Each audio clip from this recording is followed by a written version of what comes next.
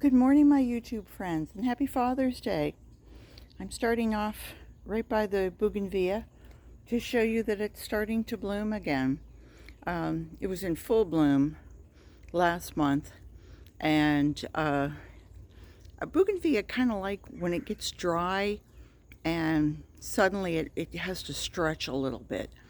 And now all of a sudden we're starting to get some rain, so I will keep an eye on it for aphids and any um, um, high humidity problems that we get here in Florida.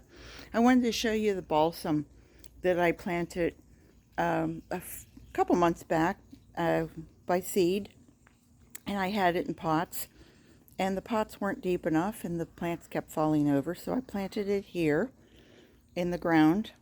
And I have some, and these are blossoms, and they're very pretty, and they are edible, along with the leaves are edible. And I put this nice little stone border in there to kind of keep it neat looking. And underneath it, some of them are showing, but most aren't.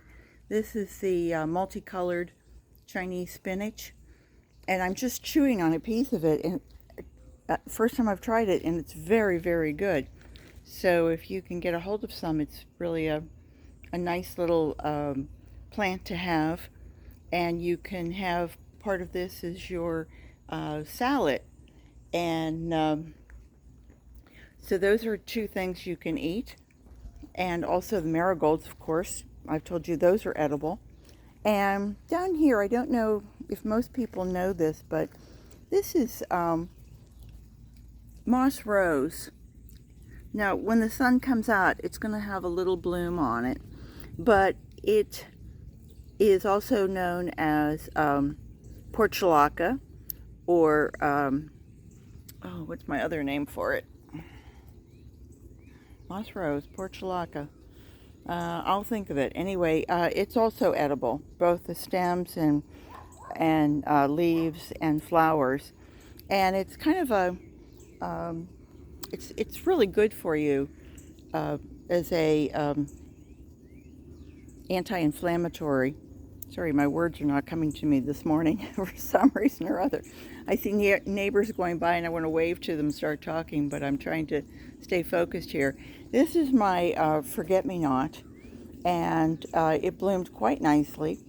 The cosmos in front have gotten very, very leggy, but I'm only seeing one little bloom right back there.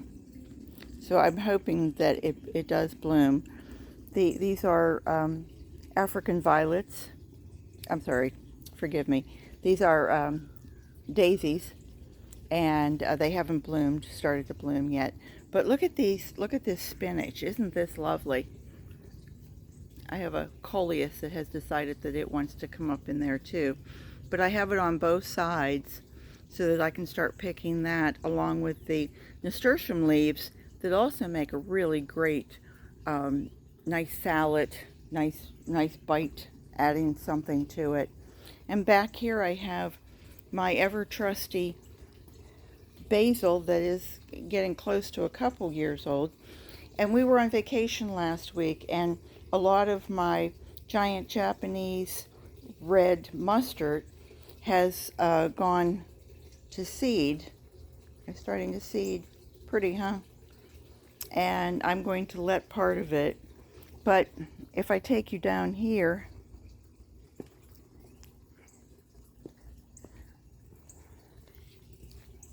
you can see the coleus needs to be trimmed back, although I'm trying to leave it because of the bees just go over those blooms like mad. They love that.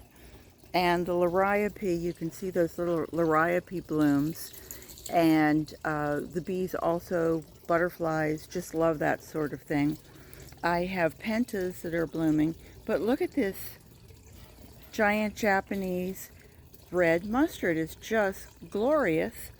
But you can see where the heat came, and it's starting to bolt. Now I could cut that back and keep it from bolting and going to seed. And you can see isn't this pretty? My husband said, "What is that giant thing growing over there?" as we were sitting out. And that's what it is. But now these leaves that are starting to get that really red and as big as they are, they're getting quite a bite. If you're somebody who likes a spicy salad, you like wasabi, this is the greens for you.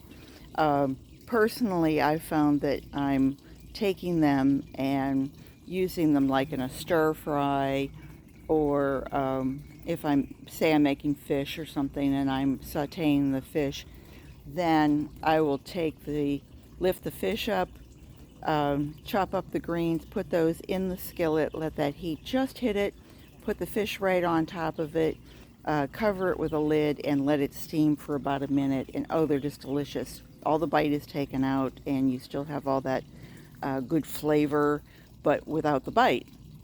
So anyway, that's what's going on here. And marigolds are just they're still hanging in there, but they're really showing signs of, I'll turn you around here, really showing signs of wear. You can see I've gone through and deadheaded them a couple times, but I'm not an everyday picker.